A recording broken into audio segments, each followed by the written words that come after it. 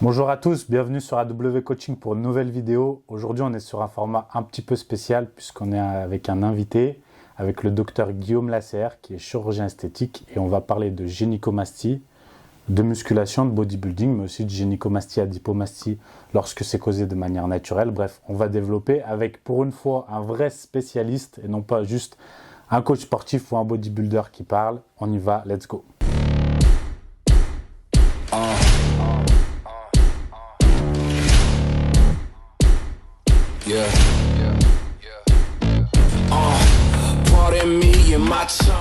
Guillaume, bonjour. Je vais te laisser te présenter pour ceux qui ne te connaissent pas. Bonjour Anthony, alors merci déjà de m'avoir proposé de faire ce petit interview sur la gynécomastie et la dipomastie. Donc je suis Guillaume Lasserre, je suis chirurgien plasticien et donc je réalise ce genre d'intervention comme beaucoup d'autres chirurgiens plasticiens. Voilà, donc on est là parce que si vous n'avez pas vu la précédente vidéo, je vous invite à aller la voir puisque je me suis fait opérer l'année dernière, il y a bientôt tout juste un an par le docteur Guillaume Lasserre d'une gynécomastie. Donc je vous invite à voir la vidéo pour voir mon expérience. Et il y a eu beaucoup de retours suite à cette vidéo, beaucoup de commentaires et c'est pour ça qu'on fait cette vidéo avec un vrai spécialiste, comme je le disais, pour plus développer.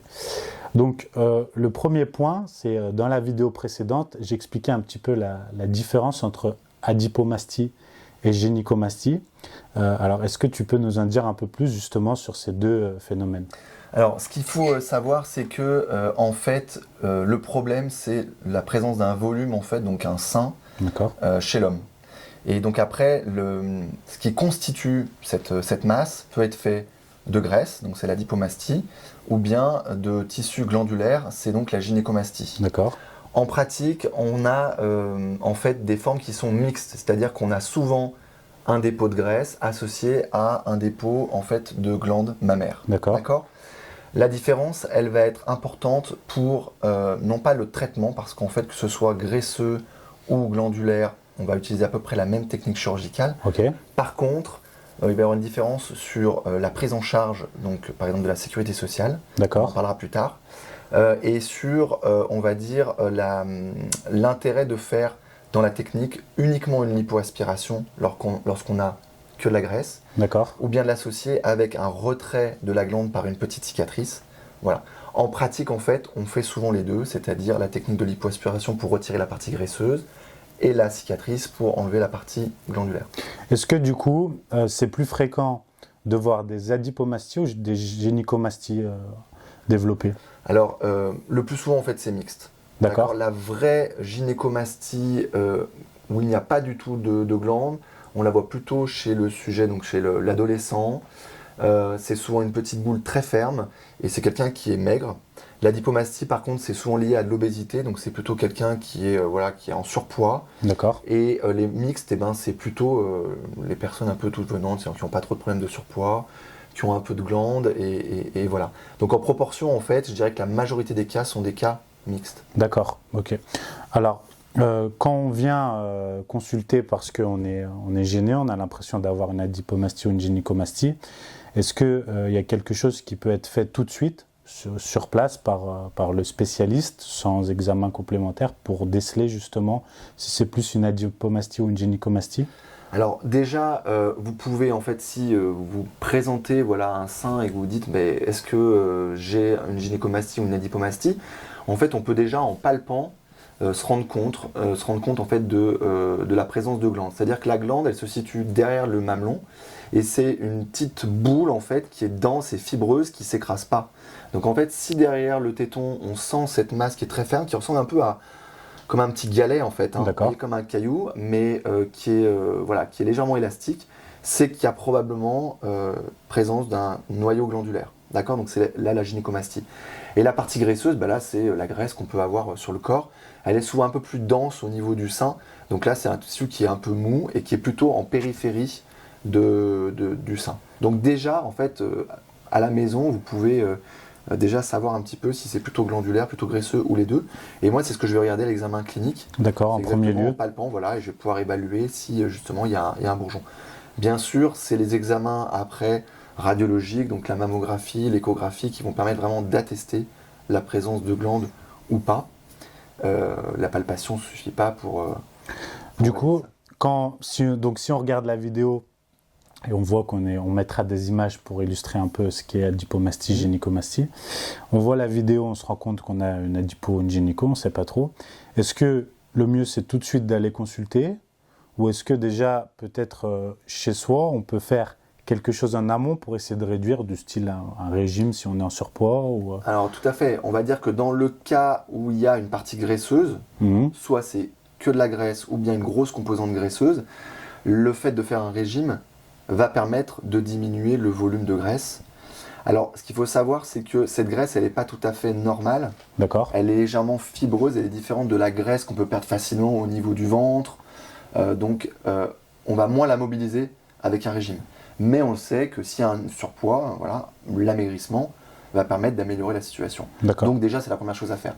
La deuxième chose, eh ben, c'est effectivement quand même de faire du renforcement musculaire pour développer les pectoraux, parce que ça va participer du coup au développement de la masse musculaire et diminution de la masse graisseuse.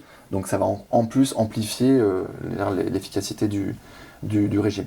Maintenant, pour ce qui est la partie glandulaire, ça, il n'y a pas de chose simple parce qu'il faut déjà rechercher effectivement l'origine, s'il y en a une, et s'il n'y en a pas, il n'y a que le traitement chirurgical qui va pouvoir retirer cette glande mammaire. D'accord. Voilà. Alors, donc, du coup, il y a plusieurs causes à ça. Donc, l'adipomastie, bon, c'est toujours l'excès de graisse et le surpoids, je pense. La gynécomastie, donc le développement de la glande mammaire excessif.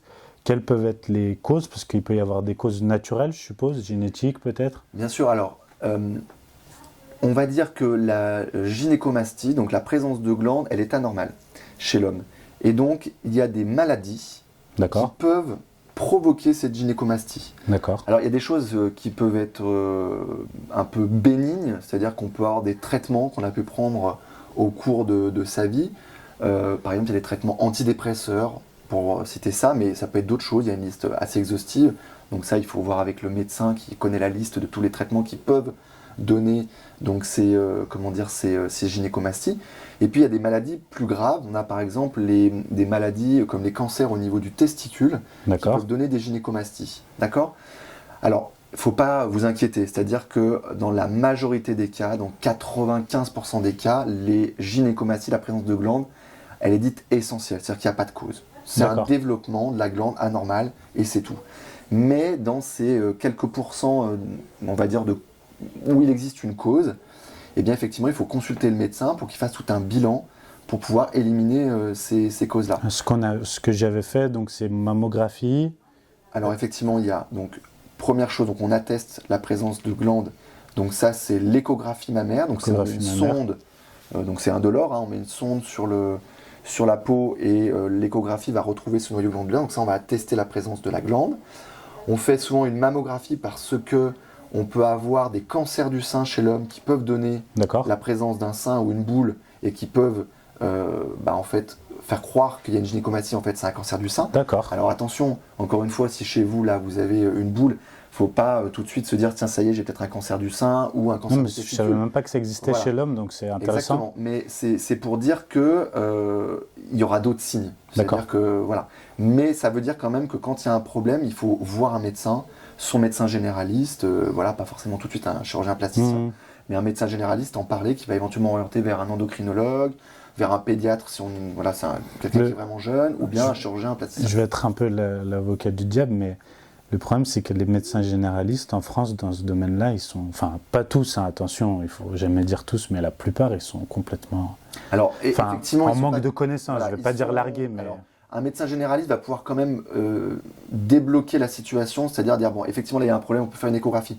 Peut-être qu'après, effectivement, il n'aura pas forcément l'habitude de traitement et de tout ce qu'on peut faire. Donc après, souvent, c'est les endocrinologues qui font ça, qui s'occupent des hormones, qui s'occupent de ces problèmes-là, mais ils ne sont pas chirurgiens. Donc après, comme beaucoup d'atteintes, d'infections, de maladies, très souvent, il faut voir plusieurs personnes. Mais disons que le médecin généraliste, dans la plupart des cas, peut au moins quand même dire, bah oui, on va éliminer certaines grandes choses, et puis après, il pourra adresser vers quelqu'un d'autre, voilà, un spécialiste. C'est la première étape. C'est quand même la première étape, c'est le médecin qui vous connaît, voilà. Mais donc, il y a des causes un peu graves qu'il faut éliminer, qui sont heureusement extrêmement rares, d'accord? Mais en tout cas, il faut quand même éliminer ça avant de pouvoir dire, ben, il n'y a pas de cause. C'est ce qu'on appelle une gynécomastie, une adipomastie essentielle, sans cause. Et là, à ce moment-là, le traitement, ça va être de retirer ça. Voilà. Alors que si il y a une origine, une cause, bien sûr que la première étape, ça va être de traiter cette cause. C'est-à-dire que s'il y a un problème hormonal, par exemple, hein, donc ça on n'en a pas encore parlé, mais on va faire une prise de sang pour éliminer des troubles des hormones, c'est-à-dire en gros l'augmentation des hormones féminines, d'accord, ou bien un problème de rapport entre les hormones masculines et féminines. Si on a une cause hormonale, ben, on va essayer de la traiter, d'accord. Donc là, en traitant cette cause, eh bien, normalement, on espère que la gynécomastie va diminuer. D'accord ? Après, dans ce cas-là, justement, faut le dire parce que donc là, on parle un peu plus bodybuilding. Oui, alors ça, c'est voilà, moi mon domaine. Je pense que tu es plus à même de pouvoir. Voilà, du coup, on parle bodybuilding et utilisation des produits dopants en rappelant que c'est totalement illégal. Mais on doit en parler parce que c'est une des causes de gynécomastie. Et beaucoup qui vont regarder cette vidéo auront une gynécomastie par l'utilisation de produits dopants. Et donc, lorsqu'on a une gynécomastie due à l'utilisation de stéroïdes ou diverses substances, c'est vrai que le premier réflexe, de par les connaissances dans notre milieu, qui sont très peu médicalisées, parce que en France, en tout cas, quand c'est interdit, du coup, l'information est inaccessible. Ce qui se discute, est-ce que c'est bien, est-ce que c'est pas bien, du coup. Comme avec Internet maintenant, à la fois on trouve tout, ça peut être dangereux. Et donc, on a tendance à essayer de prendre tout un tas de substances pour combattre la gynécomastie, qui sont souvent des médicaments contre le cancer du sein en plus, donc ça tape un peu sur la santé. Et malgré toute l'utilisation de ces substances, parfois ça ne change rien. Ou alors la gynécomastie part, et comme après on reprend des produits, bref, c'est le serpent qui se mord la queue. Donc on est d'accord que des fois elle est installée et on ne peut rien faire hormonalement parlant, je pense. Effectivement, bon, si on utilise un produit, un stéroïde qui va voilà, provoquer cette gynécomastie par excès du coup d'androgène, hein, donc, et d'œstrogène, c'est-à-dire donc les hormones féminines, par ruissellement en fait, hein, de la stimulation. Le fait d'arrêter le produit dopant, ben, normalement ça va faire régresser la gynécomastie. Mais effectivement, à un moment donné où il y a une telle stimulation, la glande elle est installée et puis voilà, elle ne réduit pas. Alors moi d'un point de vue médical, c'est évident que je ne vais pas conseiller de prendre des médicaments dans ces cas-là. C'est-à-dire que nous médecins, si quelqu'un vient nous voir, on ne va pas effectivement conseiller de prendre des médicaments qui vont pouvoir antagoniser les effets des stéroïdes, parce qu'effectivement c'est des médicaments qui ont des effets secondaires qui sont présents et qui peuvent être dangereux et qui peuvent conduire à effectivement des situations catastrophiques sur le plan de la santé. Bien sûr. Donc on ne va pas le recommander. Par contre, voilà, ce qui est important aussi de comprendre, c'est que si on est dans cette situation-là, le fait d'en parler à son médecin, d'aller voir un chirurgien plasticien, nous on va être là pour essayer de trouver une solution et résoudre le problème. On ne va pas être dans, entre guillemets, le jugement, et puis on n'est pas là pour faire la police et dire oulala, la personne a pris des stéroïdes, c'est illégal, etc. Nous, c'est pas notre rôle de médecin, d'accord ? Donc, en tout cas, voilà, le conseil, c'est de dire, oui, si c'est installé, que les médicaments, enfin les stimulants ont été arrêtés, eh bien, voilà, on peut chirurgicalement régler le problème. Mais effectivement, voilà, faut quand même accepter d'arrêter de prendre les produits stimulants. C'est ça, et voilà, c'est très important de le dire, et c'est très bien qu'on l'ait souligné dans cette vidéo parce que beaucoup, et je le sais parce que je l'ai eu fait, quand on a ce genre de problème de gynécomastie, on veut régler ça soi-même parce qu'on a peur d'aller voir un spécialiste et un médecin. Et du coup, on regarde sur Internet par des pseudo-spécialistes, des pseudo-coachs, on enchaîne, on prend encore plus de substances pour contrecarrer cet effet, qui crée un autre effet, donc on prend une autre substance et après on se retrouve à prendre contre la prolactine, contre les oestrogènes, mais il ne faut pas qu'il soit trop bas, alors on prend autre chose et ainsi de suite. Et en fait, on ne s'en rend pas compte, mais on joue avec des médicaments qu'on ne maîtrise pas et on fait des cocktails qui sont dangereux, qui créent d'autres effets, alors qu'on pourrait aller voir un spécialiste et régler le problème de la manière la plus saine qui soit. Donc ne soyez pas bêtes. Je sais qu'on peut être borné et à fond dans notre objectif, mais la santé, c'est important. Donc, allez voir un spécialiste et n'ayez pas peur. Il ne va pas décrocher le téléphone et vous n'allez pas ressortir du cabinet avec les menottes. Voilà. Donc ça, c'est une petite parenthèse. Du coup, est-ce que si on a une gynécomastie à cause des produits dopants, l'opération, le traitement est différent de si c'est une cause naturelle ou pas? Non. Non, le traitement, c'est ce que j'expliquais au début de la vidéo, que ce soit au final de la graisse, de la glande, et si l'origine n'est pas une origine grave, etc., et qu'on n'a pas de traitement pour ça, d'accord, eh bien, on va traiter de la même manière. D'accord. Par contre, effectivement, dans la technique chirurgicale, lorsqu'on retire donc, ce noyau glandulaire, eh bien, on est obligé d'en laisser une petite partie qui se trouve derrière le mamelon, parce que si on la retire, eh bien, on a un risque de cicatrisation, d'absence de cicatrisation, c'est-à-dire qu'il y a une nécrose, un trou au niveau du mamelon par manque de tissu qui se trouve en dessous, donc d'apport d'oxygène. Donc on est obligé de laisser un petit peu de cette glande. Et c'est évident que si on restimule avec une reprise de dopant, on a quand même ce petit reliquat de glande qui peut à nouveau regrossir. Donc voilà, c'est peut-être la seule différence par rapport vraiment à la cause. Voilà, mais c'est théorique. Ok, donc pour résumer, on se fait opérer. Oui. On enlève, mais il reste toujours une petite partie de la glande. Toujours un tout petit peu. Donc, il est possible, si on prend des produits dopants seulement, parce que pas de manière naturelle, qu'on ait une gynécomastie qui revienne et qu'on peut refaire l'opération. Alors, c'est rare parce qu'en fait, c'est vraiment un tout petit peu de la glande, mais théoriquement, oui. D'accord. C'est la seule différence par rapport, on va dire, à une gynécomastie qui n'aurait pas d'origine particulière ou une autre origine qui ne serait pas liée au produit. Donc, si on est bodybuilder, c'est illégal, attention, et qu'on utilise après l'opération des produits dopants, il faut faire attention à son niveau d'œstrogène et de prolactine. Disons qu'effectivement, voilà, ce petit reliquat de glande peut à nouveau être stimulé. Donc il y a un risque présent. Voilà. Donc ça n'enlève pas tous les risques de gynécomastie. Important, attention. Parce que c'est une croyance qu'on a. Et si on se balade sur les forums et qu'on lit les forums sur la gynécomastie, j'ai lu moi-même beaucoup de retours où il y a des bodybuilders qui disent « Ah, mon chirurgien a été nul, il ne m'a pas enlevé toute la glande, donc ma gynécomastie est revenue. » Et alors, donc, c'est une croyance qu'on a que le chirurgien est mauvais, alors que non, en fait. Non, on est obligé, c'est dans la technique chirurgicale, on ne peut pas faire autrement. Sinon, il n'y a plus de tétons. Voilà, exactement. Sinon, on serait obligé, c'est ce qu'on fait dans le cas des cancers du sein. Ouais. On a, par exemple, si on prend l'exemple d'une femme on a des prédispositions génétiques au cancer du sein. Donc il y a des femmes qui ont malheureusement un gène qui augmente considérablement leur risque de cancer du sein. Donc on leur retire les seins avant qu'un cancer apparaisse pour justement éviter ça. Et dans ces cas-là, on leur propose soit d'enlever le sein en conservant le mamelon, mais on leur explique qu'elles gardent un risque résiduel de cancer du sein parce qu'on va laisser un tout petit peu de glande derrière le téton.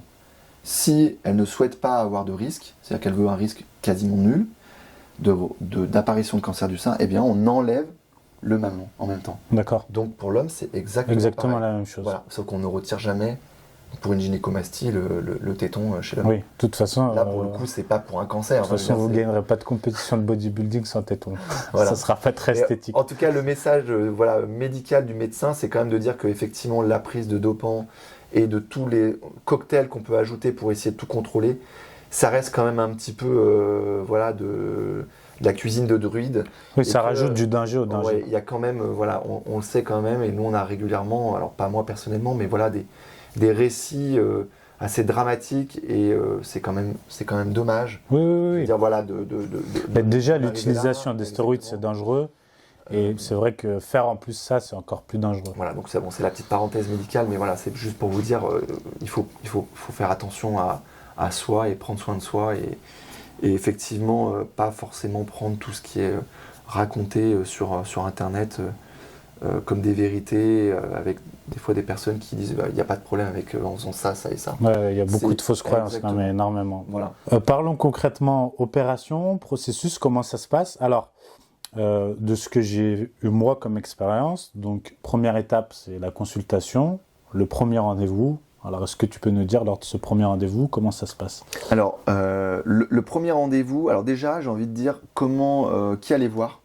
Donc on en a parlé précédemment, mais il faut, pour une prise en charge comme ça, aller voir un chirurgien plasticien, parce que c'est souvent comme les chirurgiens plasticiens qui font ça. Certains gynécologues le font, mais ils ont probablement moins le versant esthétique en considération. D'accord ?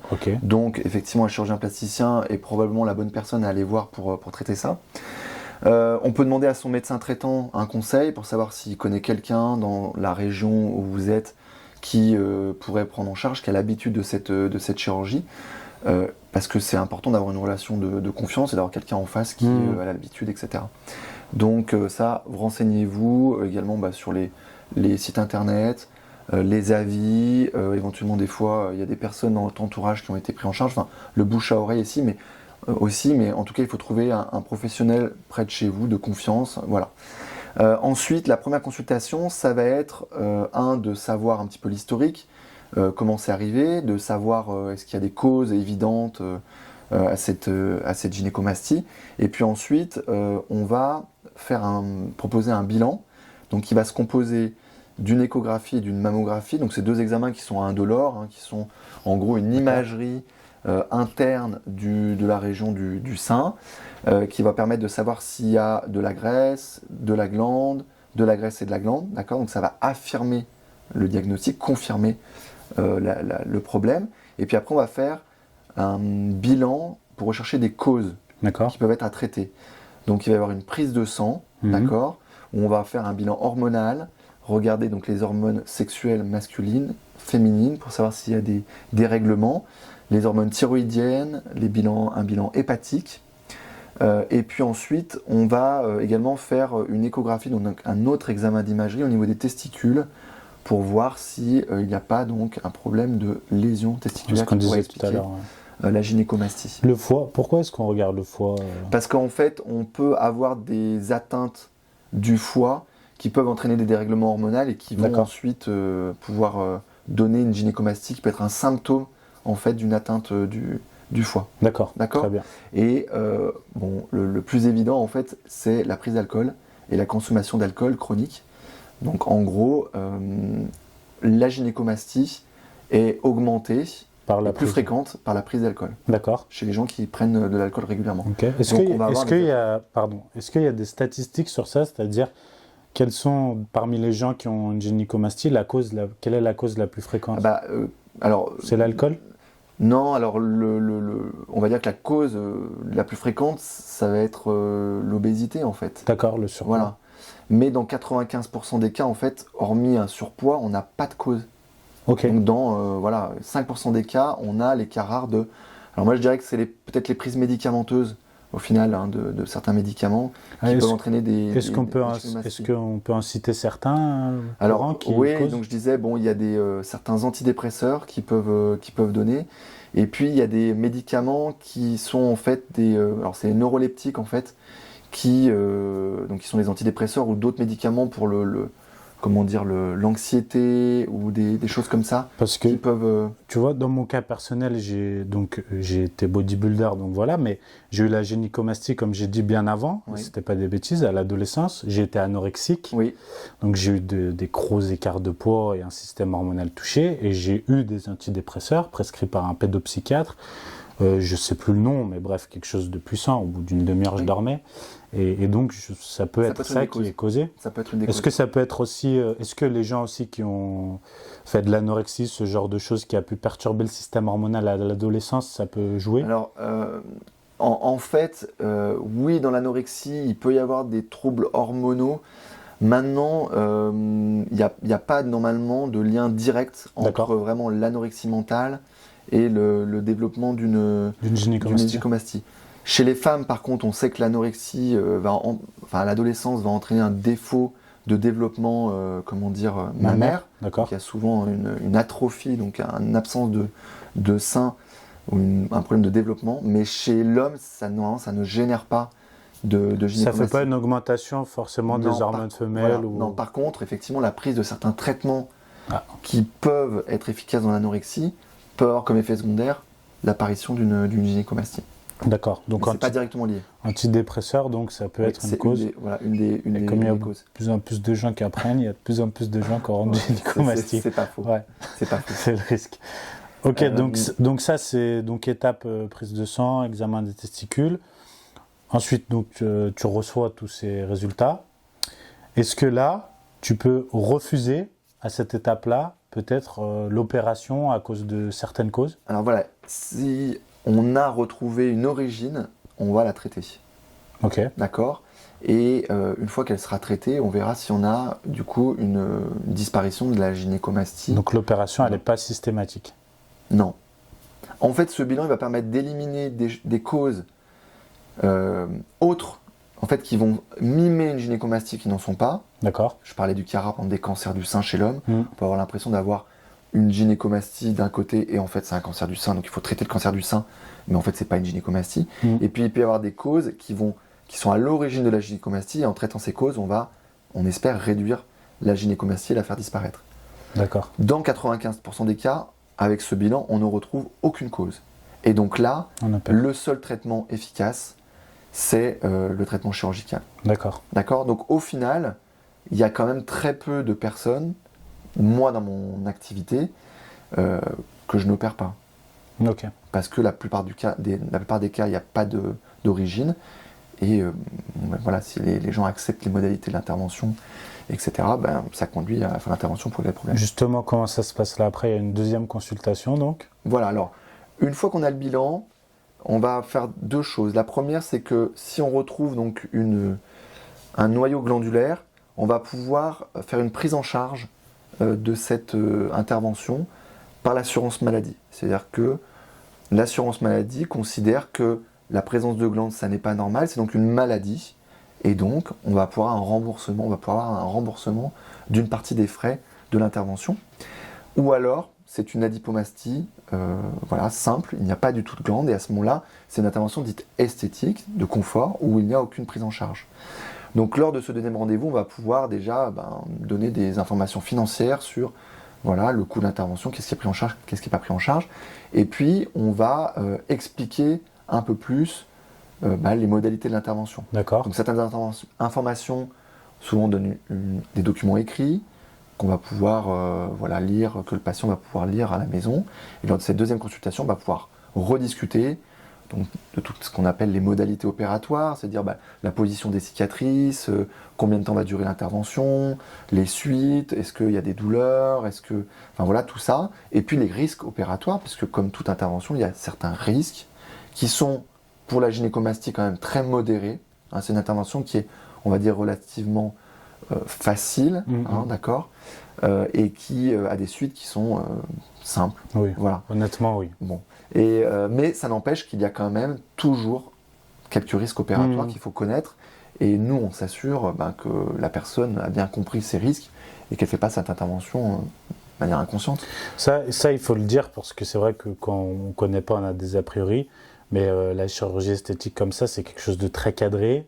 Enfin, moi, je l'ai vu où on n'incite pas, et je dis pas ça pour faire la promotion de quoi que ce soit, mais où j'ai trouvé qu'on n'incite pas du tout à l'opération, mais qu'au contraire, on cherche vraiment à bien expliquer et à voir que le patient est conscient de ce qu'il va faire. Et là, c'est assez bénin, mais je pense que c'est encore pire chez une femme quand on fait une augmentation mammaire. Je suppose que c'est encore plus appuyé, mais j'ai trouvé que c'était très appuyé le fait de bien être conscient de ce qu'on va faire, que c'est un processus qui n'est pas entre guillemets bénin, c'est pas comme prendre un Doliprane ou faire quelque chose comme ça. Et donc voilà, dire aux gens que c'est très cadré et que c'est un processus du coup, il faut quand même être patient. Il ne faut pas penser qu'on va se faire opérer une semaine après. Exactement, donc il y a la première consultation pour retrouver les causes, commencer à discuter d'intervention. Une deuxième consultation qui est souvent celle qui va permettre de finaliser le projet, c'est-à-dire de dire on va opérer à telle date, de donner les conseils, le matériel qu'il faut éventuellement avoir pour l'intervention, l'organisation, notamment voir l'anesthésiste, tout ça. Mais effectivement, il y a un temps important pour s'assurer que vous compreniez bien l'intervention, c'est-à-dire le côté positif, qu'est-ce que ça va apporter, quel résultat on peut obtenir, le gain, et puis en mettre en balance avec quand même les risques, les aléas, etc., qui font partie de la chirurgie. C'est-à-dire que si on veut, aucun chirurgien peut prétendre faire la chirurgie sans complications.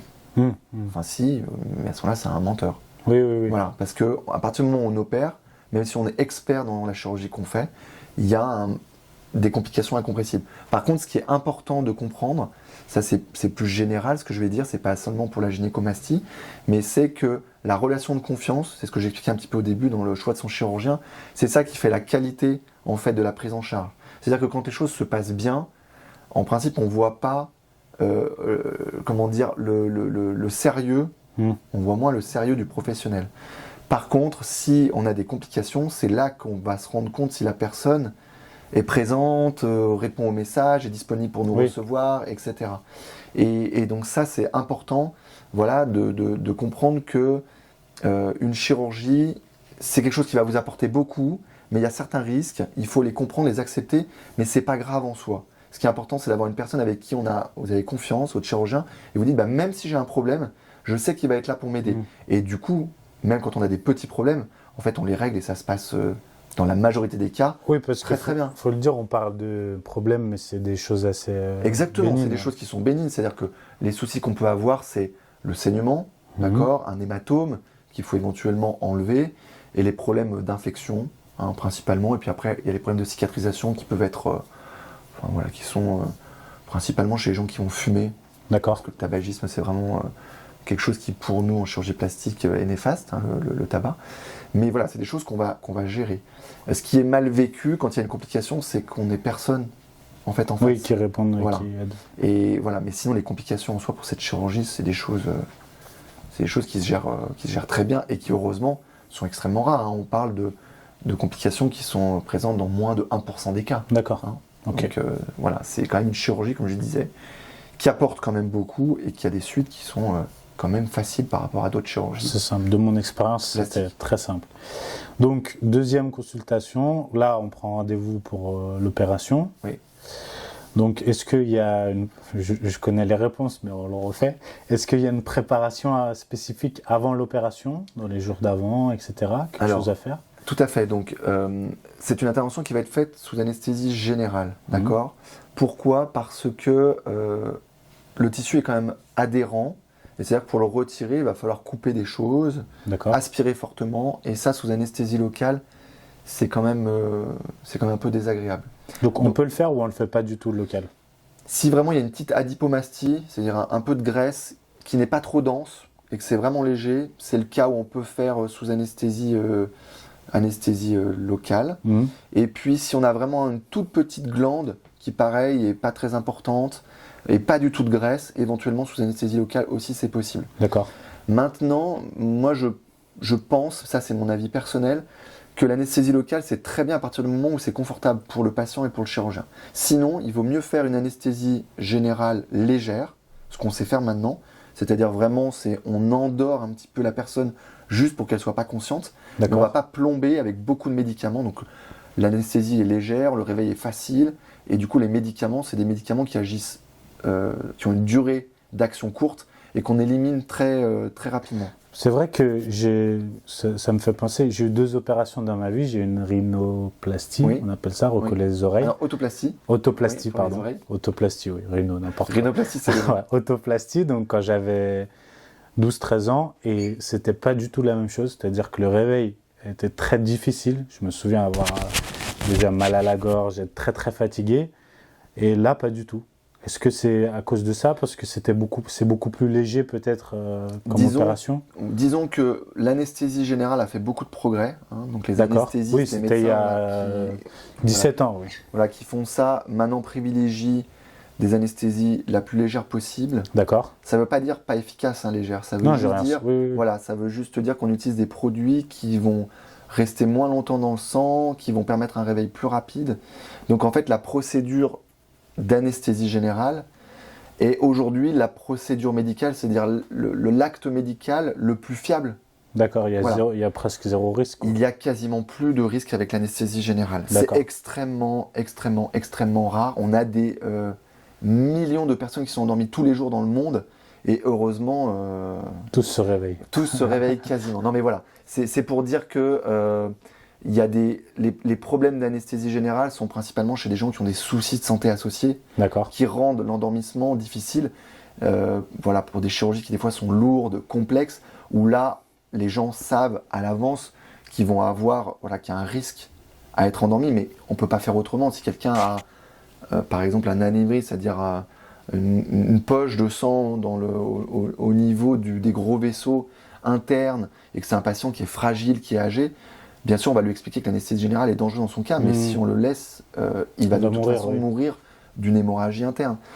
Pour une chirurgie qui est réglée chez quelqu'un qui n'a pas de problème de santé, ce qui est quand même la majorité des cas pour les chirurgies plastiques, le risque est quasiment nul. D'accord. Voilà. Surtout que c'est une opération qui est très rapide, là, au final. Oui, la gynécomastie, on va dire que vraiment pour les cas les plus simples, ça va être à peu près une demi-heure. Et quand on a des cas plus importants où il faut des fois retirer de la peau parce qu'il y a vraiment un sein très très très important, etc. Là, on peut être jusqu'à 1h30 d'intervention. D'accord. C'est des temps opératoires qui sont courts. C'est court, voilà.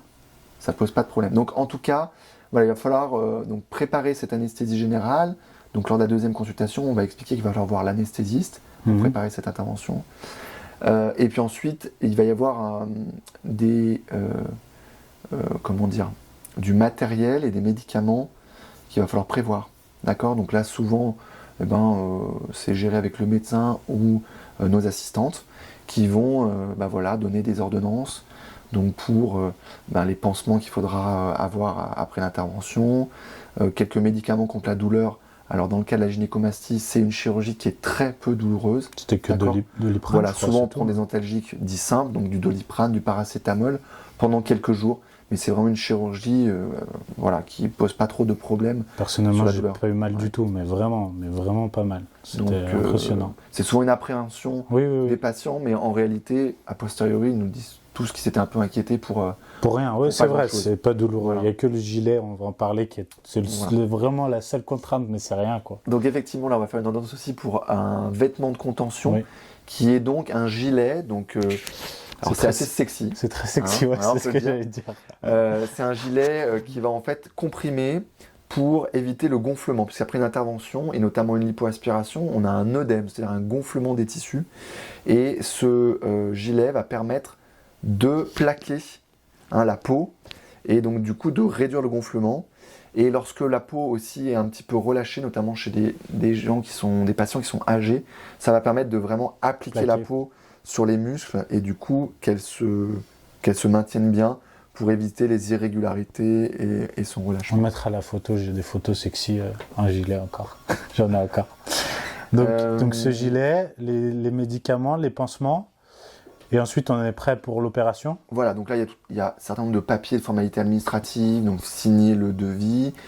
Pour ce qui est de la prise en charge par la sécurité sociale, il n'y a pas de demande en fait à faire. D'accord. C'est nous médecins qui allons utiliser un code lors de l'intervention qui va déclencher la prise en charge. Donc il n'y a pas de démarche. Vous n'avez pas de démarche à faire pour la prise en charge. Est-ce qu'il y a des cas où c'est pris en charge à 100%? Alors, la sécurité sociale va prendre en charge l'hospitalisation, les frais de bloc opératoire, d'accord, les soins, donc les examens et le matériel, hormis la contention donc nécessaire pour l'intervention, les pansements, et puis les soins post-opératoires et les examens post-opératoires qui pourraient être nécessaires. Elle va également payer une partie des honoraires aux chirurgiens et une partie des honoraires à l'anesthésiste. Si vous faites cette intervention dans un hôpital, ce qui est possible, dans un service de chirurgie plastique à l'hôpital, il n'y a pas de complément d'honoraires, donc tout est pris en charge. D'accord. Si vous allez voir un chirurgien qui travaille en clinique, il y a souvent des compléments d'honoraires, donc une partie qui n'est pas prise en charge là, par la sécurité sociale, qui peut être prise en charge par la mutuelle, d'accord. Souvent, il y a un reste à charge par contre pour le patient. En moyenne, ça s'élève à combien? On peut donner un chiffre en moyenne? En fait, ça dépend, comme je disais, à l'hôpital, ça peut être, si c'est pris en charge, zéro, voilà, enfin, c'est tout pris en charge. Et après, ça peut aller jusqu'à, s'il n'y a pas du tout de pris en charge, une intervention qui peut coûter 4 000 ou 5 000 euros en fonction de la complexité. D'accord. D'accord. Donc ça, c'est après, il faut vraiment demander au chirurgien, mais on remet un devis précis avec le tarif. Hein, il n'y a pas d'ambiguïté. Vous savez à l'avance combien, s'il y a des sommes à payer, combien ça va vous coûter. Vous pouvez vous renseigner avec votre mutuelle. Et voilà. Et puis il faut être à l'aise, c'est-à-dire qu'effectivement, il faut prendre le temps. Voilà. Et puis, mais effectivement, aujourd'hui, On a cette chance en France d'avoir quand même dans certains cas des prises en charge pour, Oui. pour ça. Et c'est bien, après voilà, c'est pas parfait, mais c'est bien. On va dire que la prise en charge peut représenter à peu près la moitié du montant total de l'intervention qui ne serait pas pris en charge. Voilà, quand c'est par rapport au cas où c'est pas pris en charge. Donc maximum 5 000 euros. Voilà, exactement. Et si c'est pas pris en charge dans une clinique, comme c'est dans mon cas, mais ça peut être le cas d'autres chirurgiens plasticiens, on va dire que ça peut représenter, avec un reste à charge, de 1000 à 2000 euros en fonction de la complexité. Mais ça, après, ça dépend du chirurgien que vous allez voir, etc. Ce qui est important, c'est de demander un devis. Mais ça, bon, le chirurgien le fait tout le temps, précis, où voilà, vous savez exactement ce que vous pouvez avoir en reste à charge. Très bien. Donc ensuite, là, on est prêt pour l'opération. Exactement. Comment ça se passe l'opération? Donc, alors l'intervention, vous allez être convoqué. Dans la plupart des cas, vous allez être hospitalisé uniquement pour une journée. C'est-à-dire que vous allez venir à la clinique, le chirurgien vous opère et vous repartez le jour même chez vous. D'accord? Il peut être possible de rester une nuit. D'accord. Ça, c'est en cas de complications ou... En fonction de la lourdeur d'intervention. Dans les cas où vraiment, comme je disais, des fois, il faut retirer de la peau. Oui. D'accord. Ça peut être nécessaire de rester une nuit. Et puis, en fonction de l'organisation personnelle, puisque pour repartir le jour même, il faut être accompagné. Oui. Donc, si quelqu'un habite loin, ne peut pas être accompagné d'une personne pour le retour, est seul chez soi, eh bien, il vaut mieux rester... Oui, on ne peut pas sortir et conduire. Non, exactement. Parce que l'anesthésie générale ne le permet pas, ce serait dangereux. Et puis c'est un peu gênant voilà, au début. Bon, effectivement, ça pourrait gêner avec une conduite un peu sportive. Donc voilà, là dans ces cas-là, donc on repart à accompagner et puis sinon on reste une nuit à l'hôpital ou à la clinique. Donc on vient à la clinique, ensuite on va au bloc opératoire, on nous habille, etc. pour être conditionné pour le bloc. On va faire on va mettre une petite perfusion et puis là on va être endormi. Donc voilà. Et moi je vais opérer. Donc on va mettre ce qu'on appelle des champs opératoires, sans rentrer dans les détails. On va rendre la zone propre pour pas qu'il y ait de microbes. Je vais réaliser donc l'aspiration, d'accord, donc pour retirer la partie graisseuse si c'est nécessaire. Justement, il y a eu pas mal de questions à ce niveau-là. La technique opératoire, par où est-ce qu'on ouvre, comment on procède? Là, je vais parler encore une fois dans mon cas. D'accord, il y a différentes techniques. Voilà, disons qu'on peut avoir des chirurgiens qui peuvent avoir différentes techniques chirurgicales. D'accord. Encore une fois, ce qui est important, c'est pas de dire moi j'ai la meilleure technique chirurgicale, d'accord? Bien sûr que je défends ma technique parce que je trouve qu'elle a des avantages, mais il y a d'autres techniques chirurgicales qui sont bien aussi. Et ce qui est important, c'est que le chirurgien il maîtrise sa technique et qu'elle corresponde à ce que vous attendez. Voilà, hein, c'est vraiment important. Donc moi personnellement, je vais faire une lipoaspiration par un petit trou qui va représenter 3-4 mm. On va faire en fait dans le sillon en dessous du sein, le sillon sous-mammaire. Et donc on va introduire en fait une aiguille à bout mousse et qui va permettre avec un système d'aspiration, avec un tuyau qui relie un système d'aspiration, de retirer cette graisse. D'accord. Lorsque cette graisse elle est pas fibreuse, ça peut suffire s'il n'y a pas de glande mammaire associée à régler le problème. C'est au final assez rare. Souvent, on est obligé d'associer du coup le retrait de la glande, donc du petit bourgeon de glande, en faisant une petite incision à la partie inférieure du mamelon. Donc à la jonction entre le mamelon et la peau, voilà, normale, donc qui va représenter 3-4 cm. Et là, on va ouvrir, on va retirer, donc en découper, pour retirer cette glande. D'accord ? L'avantage de réaliser la lipoaspiration avec le retrait de la glande, c'est que du coup, on a un résultat qui est plus homogène.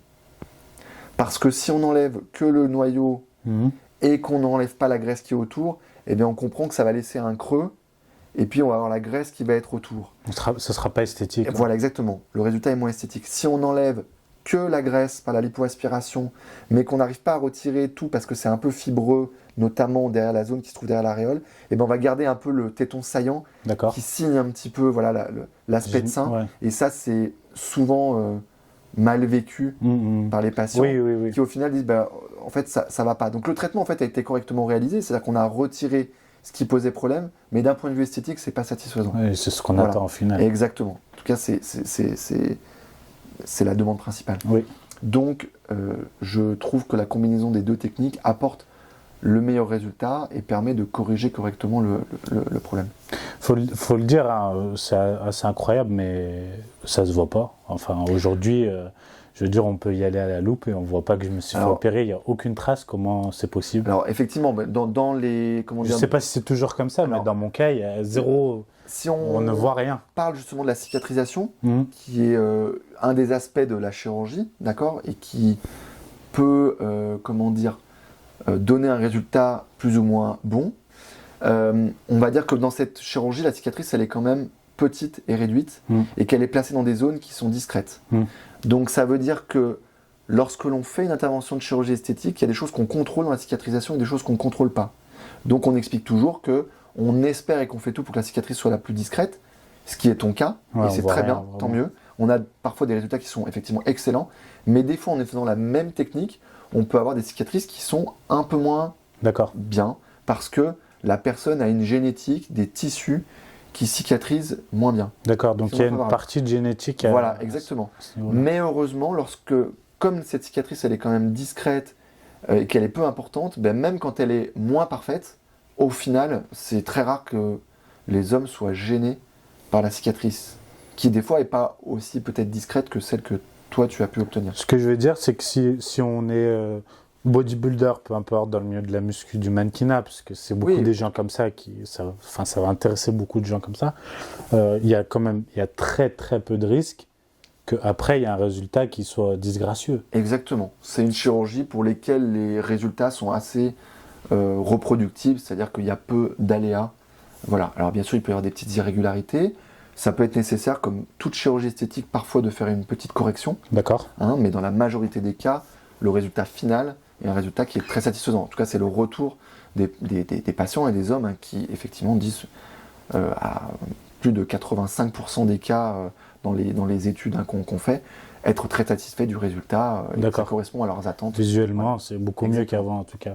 On a aujourd'hui possibilité d'utiliser un laser qui est fait en fait pendant l'intervention chirurgicale, donc on ne s'en rend pas compte puisqu'on dort, qui va permettre par échauffement des tissus de la cicatrice de diminuer les aléas au maximum. C'est-à-dire qu'on a moins de risques que la cicatrice soit moins jolie.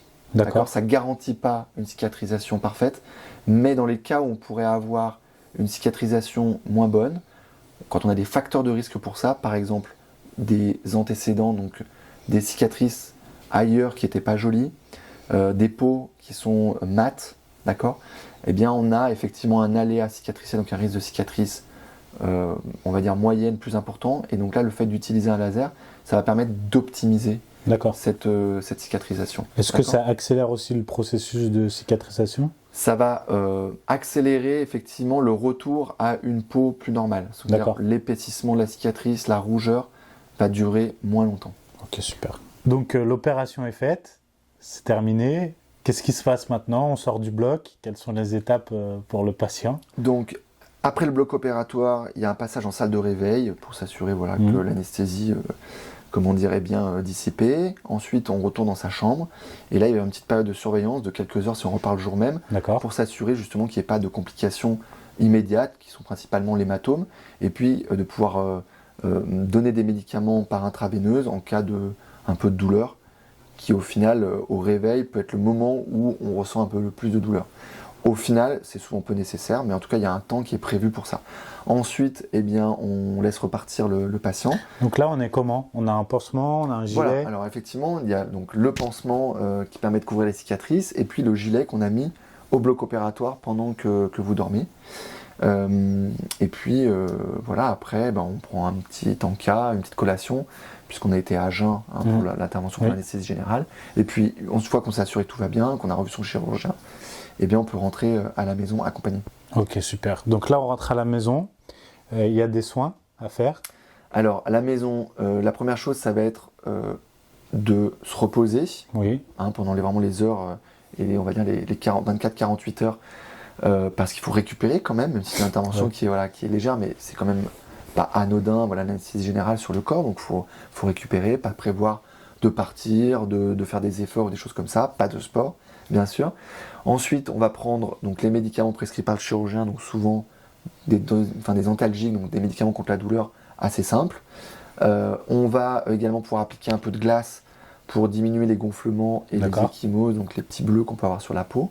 Et puis on va refaire dans les jours qui suivent, souvent le lendemain ou au bout de 2 jours, les pansements. Donc ça on le fait avec une infirmière qui va venir enlever, nettoyer et remettre un petit pansement sur la cicatrice. Et ces pansements on les refait tous les 3-4 jours. Ils sont imperméables et permettent de prendre des douches, parce que cette contention on va la garder toujours, un jour et nuit, mais on peut la retirer pour prendre une douche. Et puis ensuite, après, on va revoir son chirurgien. Alors ça dépend des habitudes, mais on va dire entre 7, 10 ou 15 jours pour contrôler la cicatrisation.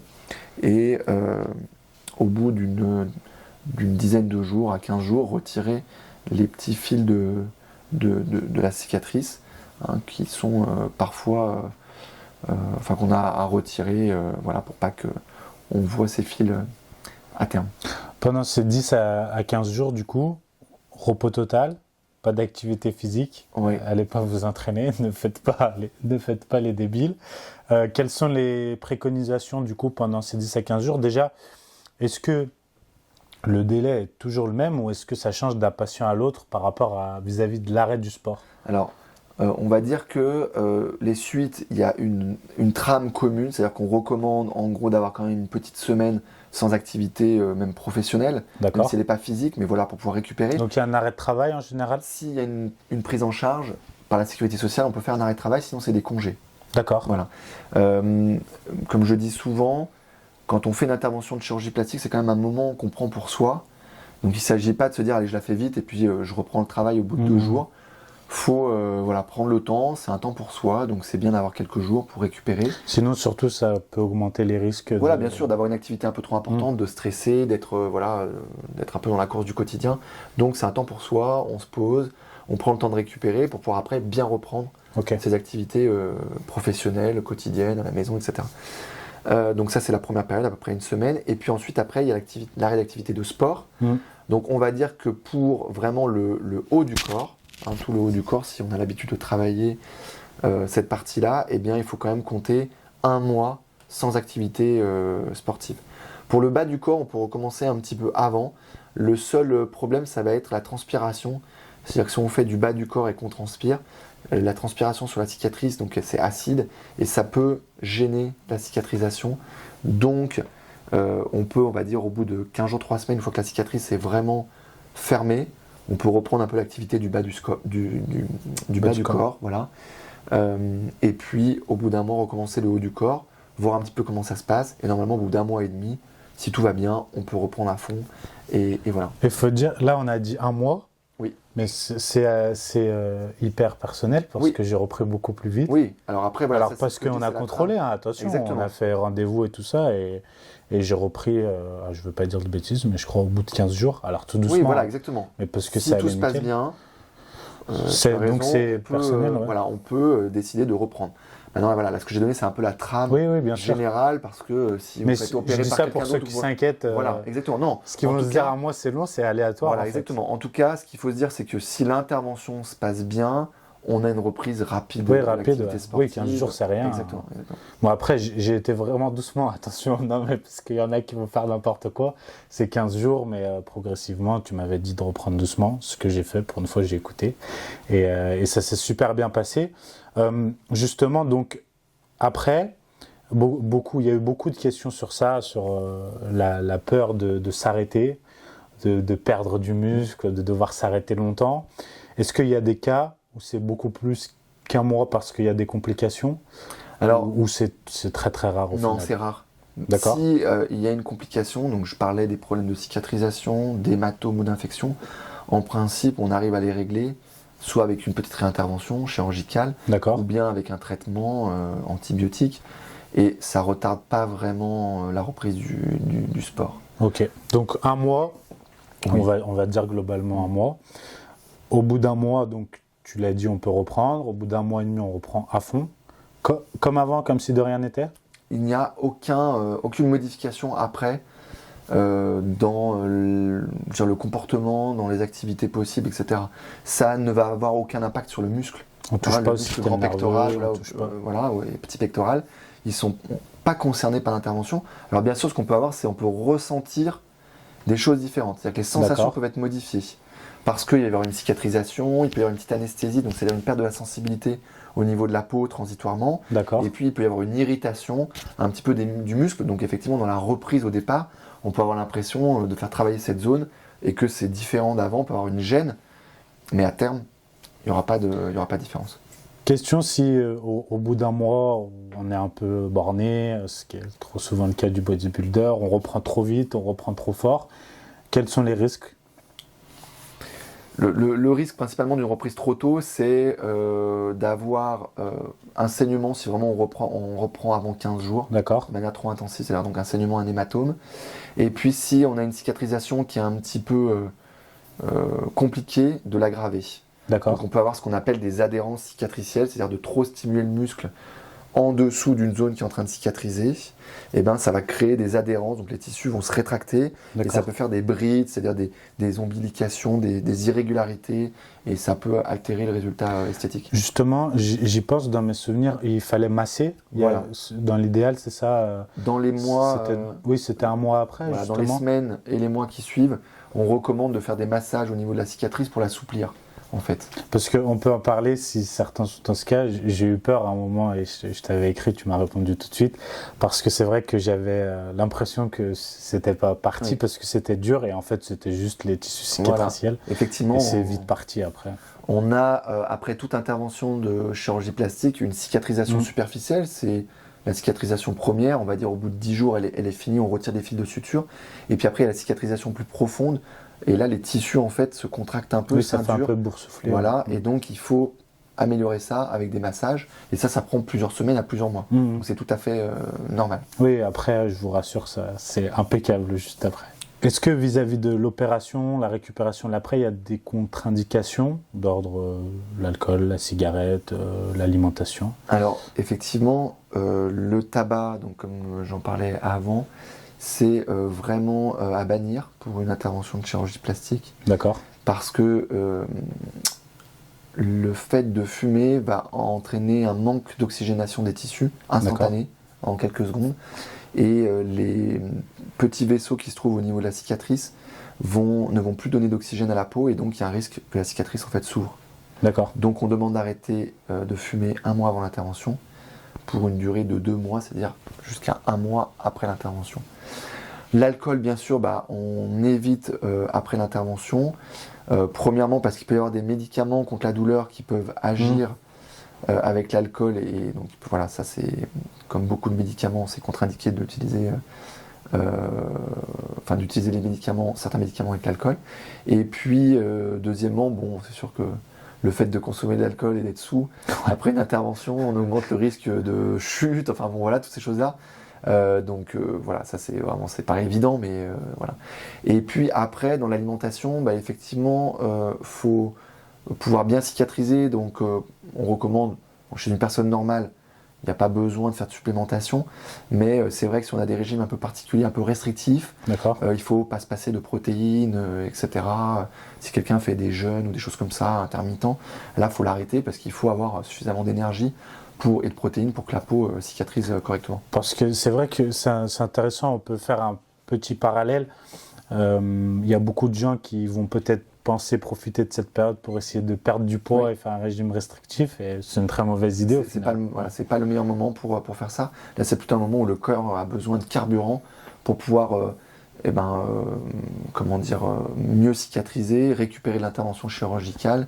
Donc pendant on va dire la semaine, les 15 jours, c'est important de bien boire, de manger équilibré, bien protéiné, voilà. Question un peu plus spécifique, si on est un bodybuilder, on prend des produits dopants, admettons on a un gros niveau, on en prend beaucoup, ce qui n'est pas bien du tout, même d'en prendre un peu, et on va se faire opérer. Est-ce qu'il y a un risque vis-à-vis de l'opération et du processus de continuer les produits dopants pendant la période? Alors oui, principalement parce que on va, notamment pour l'anesthésie, on va quand même avoir des réactions, on peut avoir des réactions du corps face entre stéroïdes et... Oui, parce que c'est quand même des médicaments qui vont modifier ce qu'on appelle le métabolisme. D'accord. Et qui peuvent avoir des retentissements sur le foie, sur les reins. Voilà. Après, ça dépend des médicaments, on ne peut pas parler de tout. Oui, bien sûr, bien sûr. Mais c'est des médicaments qui peuvent agir sur des organes importants qui vont être sollicités pendant l'anesthésie générale.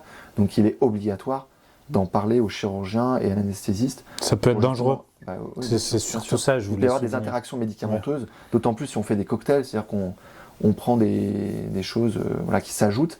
On sait que plus on a de médicaments qui circulent dans le corps, plus il y a des risques d'interaction et donc d'effets secondaires. Voilà.